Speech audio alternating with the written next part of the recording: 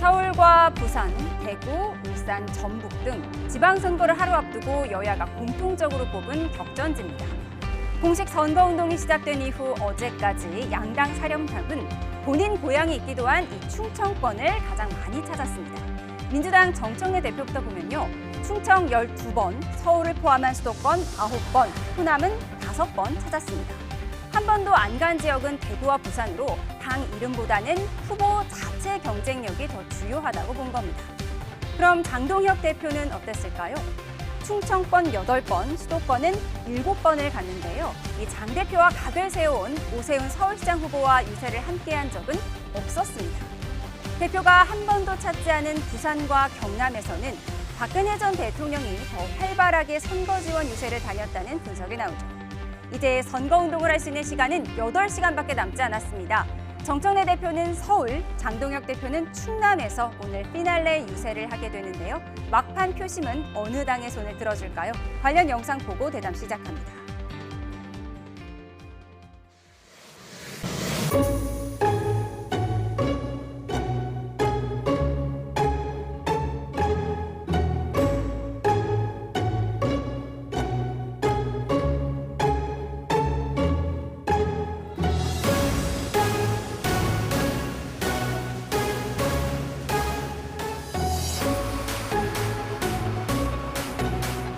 이제 서울, 부산, 대구, 경남, 울산, 전북 이렇게 6곳이 저희들이 접전 상태라고 보고 있어서 13대 3 이렇게 보고 있습니다. 12대 4 여기까지. 대구는 어떻게 보세요? 대구는 좀 어렵게 봅니다. 처음 분위기는 좋았고 지금 막판에 박근혜 전 대통령의 회계망측한 행동 때문에 11곳의 광역단체장을 우리 당 소속의 광역단체장이 지금 재임하고 있는데요. 이 대부분을 다시 되찾아올 것이라고 생각하고 있습니다. 5곳 정도는 저희가 앞섰다고 이렇게 한 7, 8곳은 저희가 충분히 해볼 만하다. 이렇게. 그래서 국민들께서 이 탄핵을 당했었던 미안함 또 애틋한 연민 같은 것들이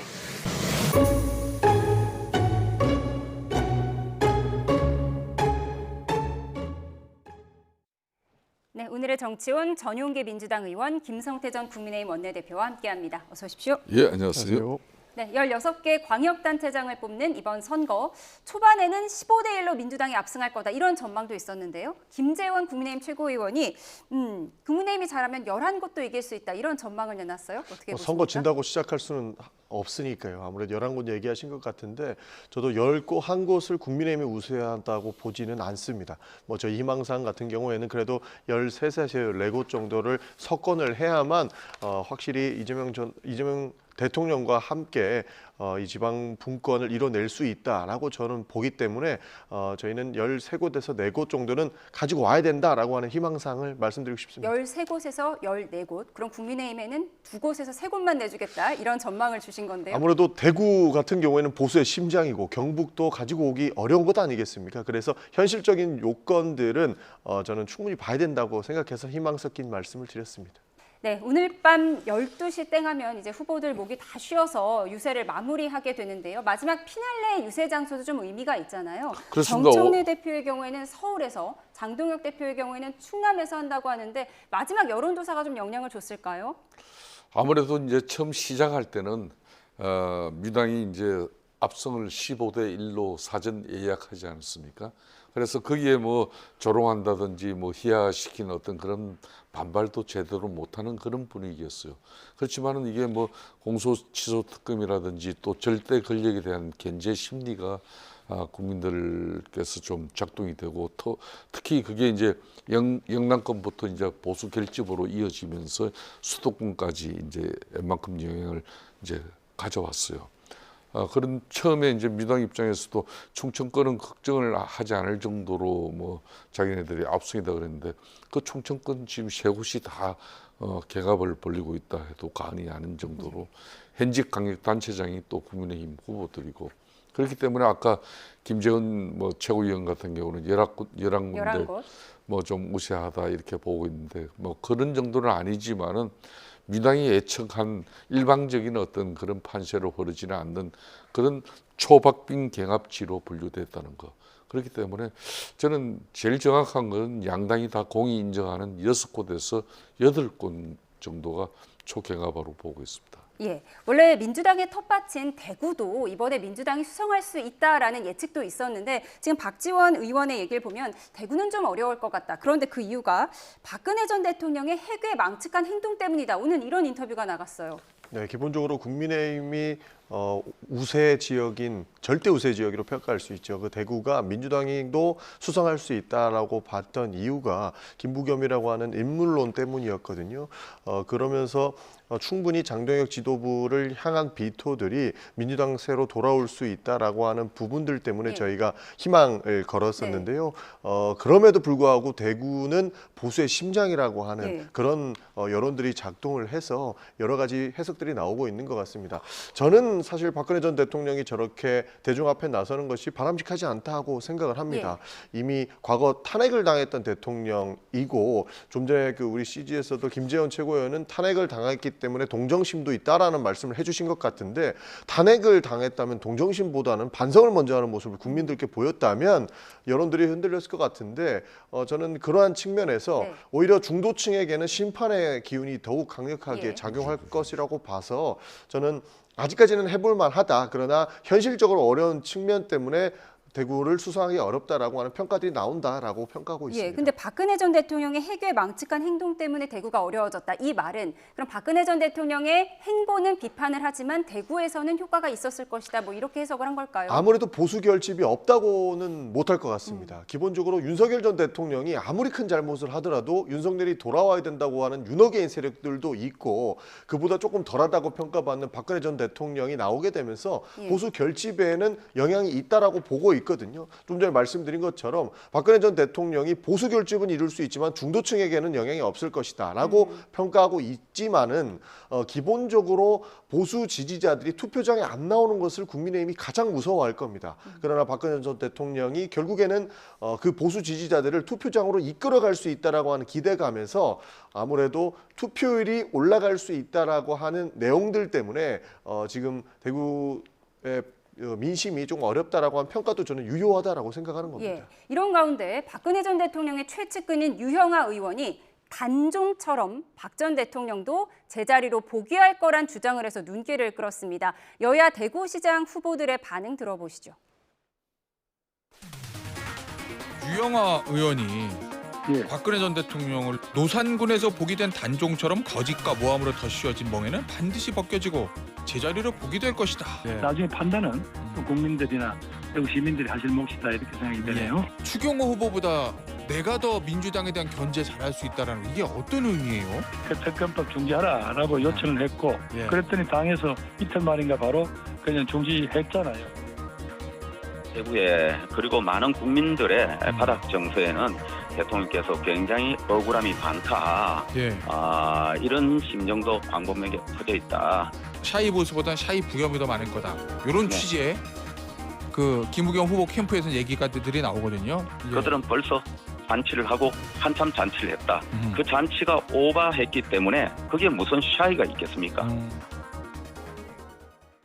네, 박근혜 전 대통령의 최측근 유형아 의원이 박근혜 전 대통령을 단종에 빗대면서 모함의 멍에가 벗겨지고 제자리로 복귀할 거다 이런 주장을 했어요. 이거 어떻게 최순실의 국정농단이 있었지만은 박근혜 전 대통령 입장에서는 핵심 그 유영아 의원 입장에서는 최순실 국정농단 그 자체는 국민적 울분과 분노를 자아내게 했지만은 박근혜 전 대통령이 자신의 어떤 사익을 취하느라고 부정 축제를 하고 그런 건 전혀 없었거든. 그런 측면에서 특히 이번 윤석열 전 대통령처럼 13 비상계엄회 같은 이 엄청난 어떤 사고를 친 것도 아닌 그런 측면에서 지나고 보면은 2017년 박근혜 대통령 탄핵되고 지금 2026년이니까 10년이 지난 지금 시점에서의 박근혜 전 대통령 탄핵은 이건 무리였다.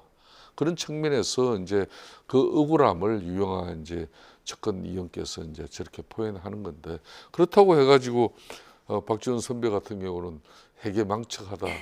아예 보수 진영에서 오직 지금 절체절명의 위기 상황이면은 전직 대통령까지 발걷어 붙였겠습니까? 지금 장동혁 지도부가 장동혁 지도부 중심의 어떤 그런 이번 지방선거 보궐선거를 전체적으로 훌륭하게 리드해 나갈 수 있는 그런 행편이라면은 전직 대통령 두 분 나선다 그래도 우리도 말겠겠죠. 그렇지 못한 또 보수 진영 내적으로 그 한계가 있는 겁니다. 그 한계를 뻔히 알면서 그렇게 전직 대통령에게 모욕적인 말을 하는 것은 좀 적절치 않다고 봐요. 예. 김부겸 후보가요, 공소 취소 특검도 내가 막았다라고 얘기를 하면서 민주당 견제는 오히려 민주당 후보인 내가 더 잘할 수 있다 이렇게 얘기를 했거든요. 이런 부분들이 좀 막판 변수가 될 수 있을 거라고 생각하세요? 사실 김부겸 후보가 스타벅스 공격도 이제 그만해라 이런 얘기를 하지 않았습니까? 네, 실제로 저는 민주당을 견제하는 것은 김병훈 후보가 더 잘한다라고 하는 말에 100% 공감합니다. 김병훈 후보가 만약에 대구시장이 된다고 하면 대구 시민들 의견에 반하는 일들을 했을 때 즉각적으로 민주당에 견제를 할 텐데 그때 민주당은 김병훈 시장에 대한 견제, 그러니까 그분의 말을 안 들을 수가 없는 형편이 되는 겁니다. 그렇기 때문에 저는 그 견제론이 오히려 김부겸 후보가 말하는 것처럼 될 것 같고요. 만약에 추경호 후보가 당선이 돼서 시장이 된다 그러면 여러 가지 비판들을 하겠습니다만 그거는 정략적인 비판으로 치부하고 오히려 안 들을 수 있다라고 하는 생각 때문에 민주당 견제로는 김부겸 후보가 얘기하는 것에 저는 더 많은 공감을 하고 있다는 말씀을 드리는 것이고 이 이야기가 진정성 있게 대구 시민들께 들려진다면 저는 충분히 의미 있고 효과 있다라고 생각을 합니다. 예, 박근혜 전 대통령의 막판 득판이 어떤 영향을 끼쳤을지 내일 확인할 수 있을 것 같습니다. 그럼 지방선거보다 더 관심을 끈 부산 북구갑 보궐선거로 가보겠습니다. 하정우, 박민식, 한동훈 후보가 어제 일제히 기자회견을 열었는데요. 물고 물리는 비방전 들어보시죠. 우리 아이들에게 성장의 기회가 있는 나라, 우리 청년들에게 기회가 있는 미래. 그래서 우리 북구에서 제2의, 제3의, 100명의, 1000명의 하정우가 다시 나올 수 있도록 꼭 만들고 싶습니다. 하정우 후보야말로 자기가 요만큼 알고 있는 AI를 끼워 맞출 무대로 북구를 생각하는 것 같아요. 모든 게 AI잖아요. AI 무대죠. 끼워주지도 않는데 옆 테이블에서 이렇게 고개 기울이면서 사진 한번 박아보려고 하시는 한 분의 말을 그렇게 무게감 있게 해석하고 들을 필요는 없을 것 같아요. 보이지도 않았는데 박민식이 뒤로 가서 그 식당에 자리를 비집고 들어갔다. 진짜 얼토당토하는 진짜 치졸하고 유치한 거거든. 근데 이명박 대통령님이 박의원 그 식당 예배도 같이 보고 식당에서 식사도 같이 했으면 좋겠다. 그렇게 해서 당을. 네, 아무래도 공표 금지 기간 직전 여론조사에서 한동훈 후보의 상승세가 뚜렷했던 이유일까요? 하정우, 박민식 두 후보가 한동훈 후보에 대한 공세를 높이고 있는데 박민식 후보는 이명박 전 대통령이 말한 나쁜 사람이 한동훈 후보다라고 공격을 하면서 이른바 좀 전직 대통령 마케팅에 나서고 있거든요. 어떻게 보세요? 그러니까 이게 참 이번 선거를 치러가면서 보수 진영 내부의 그런 어떤 갈등과 분열을 치유하지 않고 이렇게 선거 국면으로 이어지면은 이런 바로 혼전 양상을 진영 내에서 만들어내는 겁니다. 분명히 보수 진영의 후보들이면 막판에 이렇게 자신들이 좀 부족하고 또 확실한 어떤 당선을 통해서 민주당이 절대 권력을 견제할 수 있는 그런 정치 의식을 가져야 되는데 되려 진영 내에 그냥 결투가 그냥 더 난무하는 그런 모양이지 않습니까? 이게 부산 북구갑도 그런 거고 평택 을 같은 경우도 지금 한교안 전 자유와 통일 그 대표하고 지금 국민의힘 유이동 후보하고 이게 단일화를 하면은 분명히 뭐 지금 현재 민주당 후보나 조국 후보나 이게 뭐 훨씬 유리한 조건의 어떤 그런 선택을 받을 수도 있는데 이런 상황이 됐거든요. 마찬가지로 부산 북구갑도 그런 겁니다. 이제 뭐 불과 8시간밖에 남지 않았으니까 이거는 뭐 평가할 저는 가치도 없다고 보고 분명한 것은 상대는 민주당의 하승우 후보, 네? 하 후보라는 거. 그러니까 박민식의 상대도 하 후보고 한동훈의 후보도 상대가 하 후보입니다. 그런데 박민식과 한동훈과 박민식의 어떤 이 난투극으로 이렇게 기결되는 모습은 막판에 우리 보수 진영의 후보들이 과연 그럼 누굴 통해서 하정우를 견제하고 이겨낼 것인가 혼란스러워지는 거죠. 결국은 제가 볼 때는 이거는 막판까지 아마 되는 후보, 그러니까 이게 유권자들 입장은 자신의 한 표가 4표가 되는 그 심리를 제일 두려워해요. 그러니까 대는 후보 쪽으로 흘러가는 게 맞는 겁니다. 그러면 박민식 후보를 뽑으려던 사람들이 한동훈 후보를 뽑을 수 있다 이런 그게 이제 말씀이신가요? 여론조사 공표 이게 스톱되기 이전까지의 흐름 추세였거든요. 그러니까 이제 그 흐름 추세가 지금 뭐 여론조사 공표가 중단됐다 하더라도 크게 변하는 구도가 만들어진 것은 아니에요. 예, 저희가 조금 전에 3파전 선거운동 화면도 보여드렸는데 이토록 치열한 보궐선거가 있었나 싶을 정도로 지금 온 국민의 관심을 받고 있는 부산 북갑. 그런데 한동훈 후보를 제명시켰던 장동혁 대표 입장에서는 이 한동훈 후보 당선 여부에 상당히 촉각을 곤두세울 것 같아요. 어떻게 보세요? 한동훈 전 대표의 한동훈 후보의 당선이 결국 장동혁 지도부에게서는 본인들의 목줄을 옥죄어오는 상황이기 때문에 굉장히 불편할 겁니다. 그래서 사퇴하지 않을 후보를 낸 것 아닌가 하는 의심까지 받을 정도고 그러므로 인해서 저렇게 3파전이 난항을 이렇게 겪고 있는 것 같습니다. 그러나 실제 북구 주민들의 표심은 결국 나타나게 돼 있는 것이죠. 그리고 지금 나오는 여론조사는 저는 크게 의미가 없이 민주당 후보가 우세할 것이라고 생각을 하는 이유가 지금 한동훈 후보와 저렇게 박민식 후보의 저 여론조사 추이들을 보면 둘이 합치면 한 60% 가까이 되는 걸로처럼 보여요. 그러나 늘 부산 북구는 5대5 선거였고 박빙의 승부였던 것이죠. 그래서 누군가에게 한쪽 진영에게 60% 가까운 표를 주지 않기 때문에 이 여론조사의 신뢰도는 크게 높지 않다라고 평가를 해서 충분히 저희도 해볼 만한 지역이다라고 평가하고 있습니다. 예, 보수 과표집일지 여론조사가 맞게 나올지 역시 내일 확인할 수 있을 것 같습니다. YTN 개표방송과 함께 하시면 좋을 것 같고요. 이렇게 자당 출신 무소속 후보와 싸우는 건 부산 북간만의 일이 아닙니다. 전북지사 선거도 과열양상인데요. 민주당은 이원택 후보 릴레이 지원 사격에 나섰고 무소속 김관영 후보는 정청래 심판론으로 맞불을 놓고 있습니다. 차기 민주당 전당대회 전초전이란 분석까지 나오는데 확인하시죠. 나는 출마 안 하려고 그랬는데 당대표가 나가라고 그런다. 정청래 대표가 학수 나가라고 하니까 내가 어쩔 수 없이 지금 나가는 것이다. 이 얘기를 자연스럽게 너무나 많은 사람에게 했어요. 제가 당선되면 정청래 대표 사퇴합니다. 보십시오. 제가 수없이 들은 건 뭐 예를 든다면 김관영 무소속 후보는 친명에서 나가라고 했다. 복당 뭐 시켜준다. 그건 어떻게 생각해야죠? 청와대를 끌어들인 건 본인이거든요. 본인이 언론과의 인터뷰에서 공개적으로 대통령을 끌어들인 거잖아요. 김관영 후보가 당선되면 호남에서 무소속 광역단체장에 나오는 첫 사례로 정청래 대표로서는 공천 책임론이 나올 수밖에 없죠. 정청래 대표의 연임 도전이 확실시되는 가운데 김민석 총리의 선거 직후 총리직 사임과 당대표 출마설까지 나오고 있습니다. 이런 가운데 김민석 총리가 정청래 대표 비판 글에 좋아요를 눌렀다가 취소한 사실도 알려졌습니다.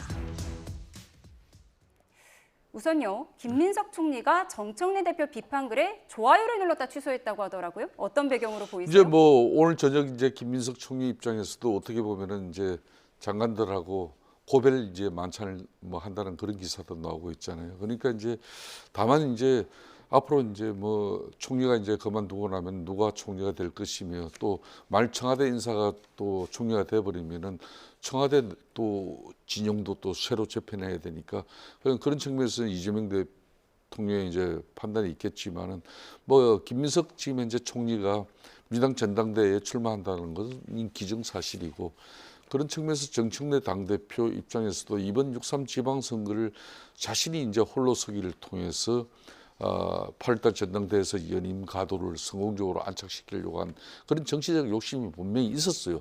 그러다 보니까 전북 같은 경우 저는 공천상에 실기를 하는 겁니다. 저는 정청래 역대 당 뭐 보수 진영이고 뭐 민주당 진영이든 간에 보통 공정 자본 크게 나오는 건데 나름 민주당 입장에서는 경선 원칙을 가진 그 상당히 공천이 이루어졌어요. 그런데 그 하나 배제가 전북이 돼버렸단 말입니다. 그러니까 지금 이제 지금 전북지사 우리 저 김관영 후보 같은 경우도 지금 이제 대리운전비 뭐 논란이 있지만은 지금 민주당 후보가 된 이원택 후보 같은 경우도 식사비 대납 수사까지 받고 있는 상황이란 말이에요. 그런 후보를 갖다 한 사람은 제명하고 한 사람은 후보씩 이거는 행평성이 안 맞거든.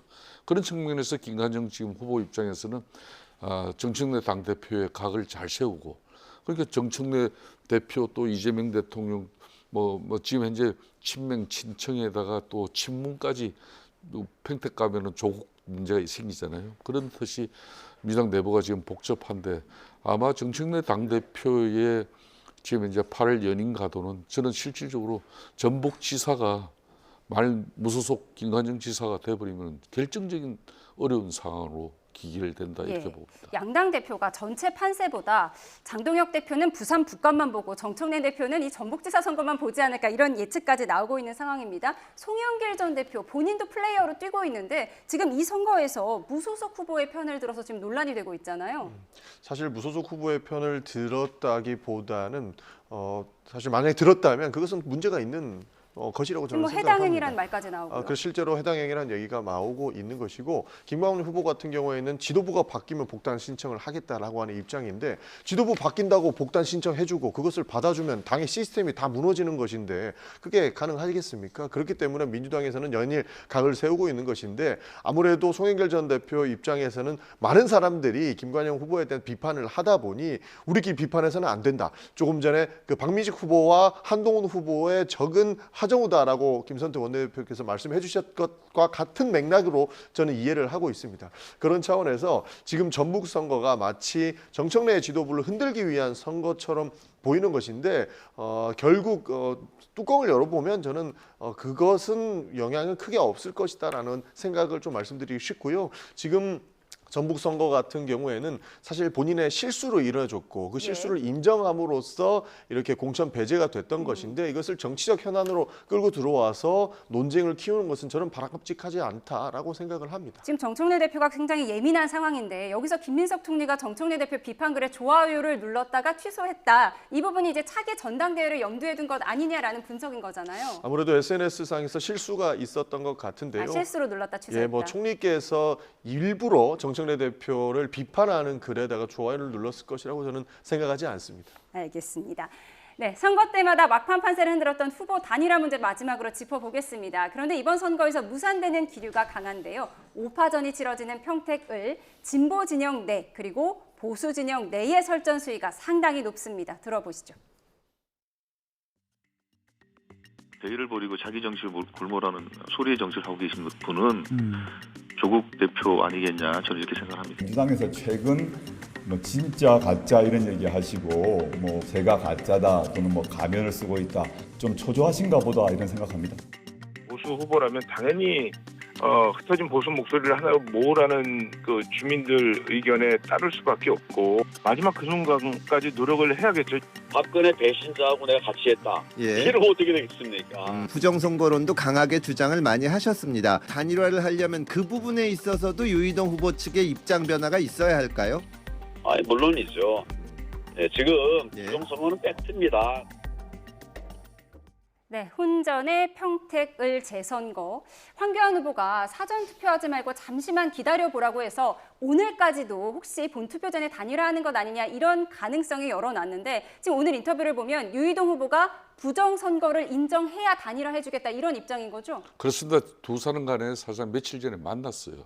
만났지만 만나고 난 이후에 단일화 될 것이라는 희망보다는 되려 어제 이제 황교안 전 대표가 평택 을에 이제 내건 플랜카드 보면은 박근혜 대통령 국무총리 황교안, 박근혜 대통령 탄핵 유이동 그 하나로 끝나버린 거예요. 그러니까 과거 진보는 분열로 망하고 보수는 부패로 망한다 그랬는데 지금 완전 반대된 입장이거든요. 저런 측면에서 그러니까 이제 유이동 입장에서도 황교안의 그냥 부정선거 그걸 갖다 수용한다 그러면은 지금까지 나름 자신이 그래도 중도 무당층의 소구를 가진 합리적 보수의 어떤 그런 정치인 이미지를 다 날려야 되는 건데 지금 이제 황교안 전 대표 입장에서는 너무 무리한 요구를 하고 있는 것이죠. 저기 평택 같은 경우도 보십시오. 이제 유권자 보수 진영의 유권자들의 입장도 결국은 자신의 한 표가 4표가 되는 걸 원치를 않고 있습니다. 그렇기 때문에 저는 막판에 가면은 결국은 유이동 후보 쪽으로 유권자들의 표 쏠림으로써 단일화의 효과를 만들어낼 것이다. 저는 그렇게 보고 있습니다. 부정선거를 인정해라. 이 요구는 유이동 의원에게, 유이동 후보에게 너무 가혹한 요구였다라는 비판을 주셨어요. 그런가 하면 진보 진영 내 설전도 상당히 수위가 높거든요. 지금 서로 오물이다, 가면이다 이렇게 싸우고 있어요. 그럼 이제 향후 민주당과 조국혁신당이 화해할 수 있을까, 봉합할 수 있을까 이 점도 좀 의문이 들거든요.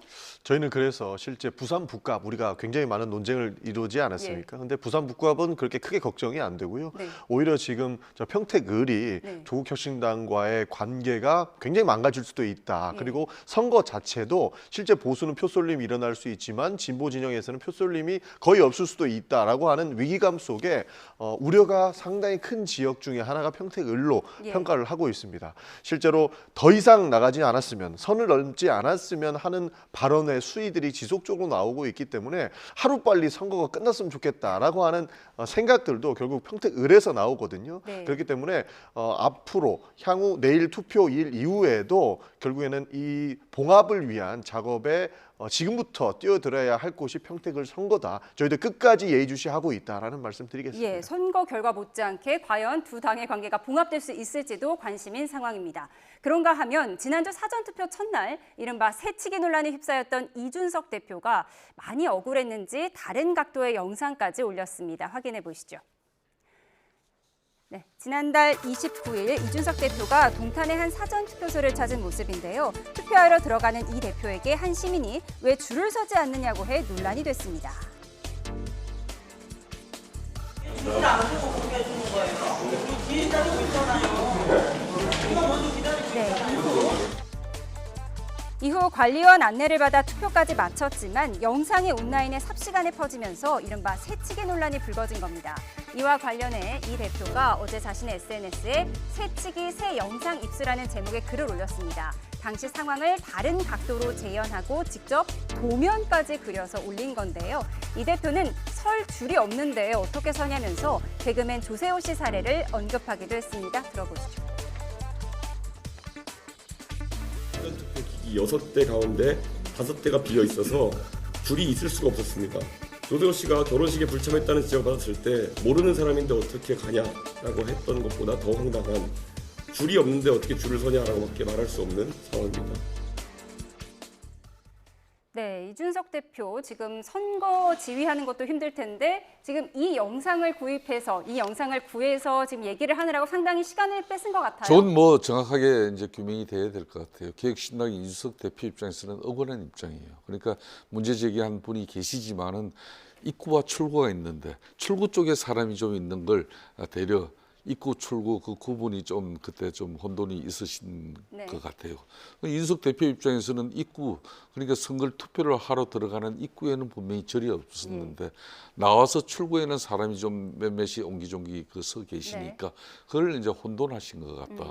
그런 입장이기 때문에 저 부분을 가지고 이제 뭐 이준석 개혁신당 후보가 새치기 한 사람이다. 그렇게 이제 도덕적으로 윤리적으로 문제를 삼을 일은 결코 아니라고 보고 있습니다. 네, 이준석 대표가 거짓은 한 줄로 퍼지지만 진실은 더디게 온다라는 글을 SNS에 올렸습니다. 인지도 높은 정치인에게 발생할 수 있는 해프닝으로 봐야 할까요? 뭐 좀 확인을 좀 해봐야겠습니다. 실제로 이게 관내 선거, 관외 선거 그리고 출구에 왜 사람이 몰려 있는지에 대해서는 확인을 해봐야 되는데 저는 이준석 대표가 거짓말하리라고 보지는 않습니다. 그렇기 때문에 진실은 좀 밝혀졌으면 좋겠다라는 말씀을 드린 것이고 이래서 허위 사실들이 이렇게 표현의 자유에 깃대어서 배포돼서는 안 된다고 생각합니다. 과거 이준석 대표도 대통령 후보 시절에 표현의 자유는 허위가 있더라도 인정돼야 되냐 이런 질문에 약간 애매하게 대답을 했거든요. 지금부터라도 허위 사실이라면 표현의 자유에 깃대어서 마치 낭설처럼 펴져서 안 된다라고 하는 입장을 정확히 세우셨으면 좋겠습니다. 예, 6.3 지방선거를 하루 앞두고 정말로 결과가 궁금한 것들만 꼽아서 짚어봤습니다. 지금까지 전용기 민주당 의원 김성태 전 국민의힘 원내대표와 함께했습니다. 고맙습니다.